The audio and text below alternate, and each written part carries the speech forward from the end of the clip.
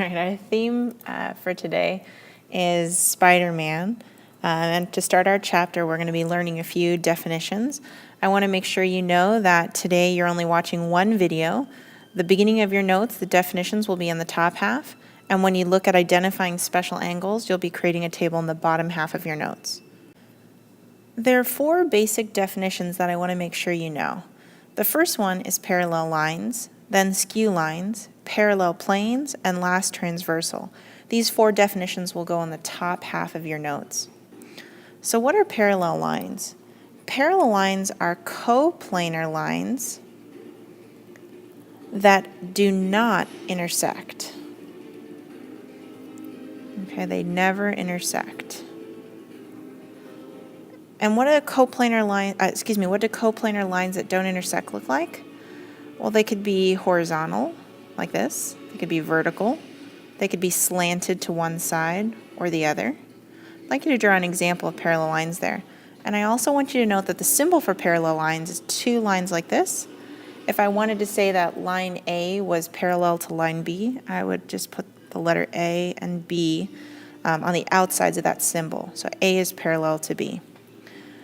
The second definition is skew lines, and these aren't coplanar, they're non-coplanar. So they're not on the same line, non-coplanar lines that do not intersect. Do not intersect. Now, I bet you're thinking, what does that look like if they're non-coplanar? And I think the one thing I want you to think of is I just recently saw that movie, The Hunger Games.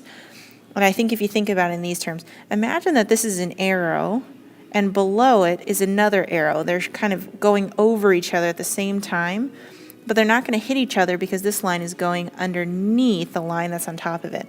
That's what makes them non-coplanar. Make sure you draw that diagram.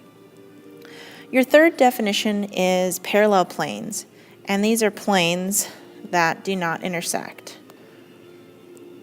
That do not intersect. So you could think of it like a sandwich. Here we go. There's a little bit bigger for you. So there's the top piece of your bread and the bottom piece of your bread. Imagine your turkey and cheese on the inside. They're parallel planes. The pieces of bread are the planes. The last vocab word you need to know is what a transversal is. And that is a line that intersects two or more lines that are coplanar, but at different points. Let me read that to you one more time. So it's a line that intersects two or more lines that are coplanar at different points. And I'm going to show you an example of a transversal on our next slide. In the bottom half of your page, I'd like you to create this table. Notice that it's titled Identifying Special Angles, and that you're going to be copying the same diagram 3 times. Each case it's given that M is parallel to L. And I have a little note there so that you remember that it means that M and L are parallel lines. We're going to be looking at 3 different sets of angles and what their names are and where you can find them given parallel lines. The first part of your table says alternate interior angles. If you think about that name, you can kind of figure out where they are. Alternate interior angles, alternate meaning on different sides, and interior meaning on the inside of the parallel lines. So here's one example of alternate interior angles. Angle 3 and angle 6. Let's write that in. Angle 3 and angle 6. Those are alternate interior angles. Can you find another pair? Now I know you're thinking maybe 1 and 5, maybe 1 and 6. They're on alternating sides, but they're not within the inside, the interior, this section of the parallel lines. How about these alternating angles? They're on the inside section, and they're on alternating sides of the transversal. All right, so that's my other example. Angle 4 and angle 5. Those are alternate interior angles. Okay, your second set of angles are same side interior angles. Let's look at that name again to see if we can find them. They're on the same side, not alternating sides. And again, they're on the inside of the parallel lines. So same side, interior. So again, we're going to be looking for them on the inside of the parallel lines, but they're this time on the same side. So what's on the same side as angle 4? Angle 6.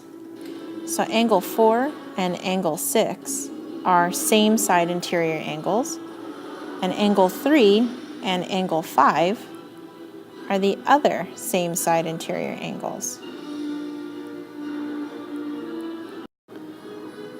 So the last section of notes that I want you to know to be able to identify are the corresponding angles, and they're a little bit harder to find. You're going to need to look at where the transversal hits each of the parallel lines. It creates kind of like a group of angles, these 4 angles compared to these 4 angles, and they correspond in a certain way. So for example, from this point, upper left is angle 1, and from this point, upper left is angle 5. That means that angle 1 corresponds with angle 5. How about angle 2? That's upper right. So I go to the intersection of the transversal, upper right. Angle 2 and 6 are corresponding. There's more. How about lower left? Angle 3, lower left, angle 7. Angle 3 and 7. And what I'd like you to do is to come up with the last pair of corresponding angles. And that's it for today.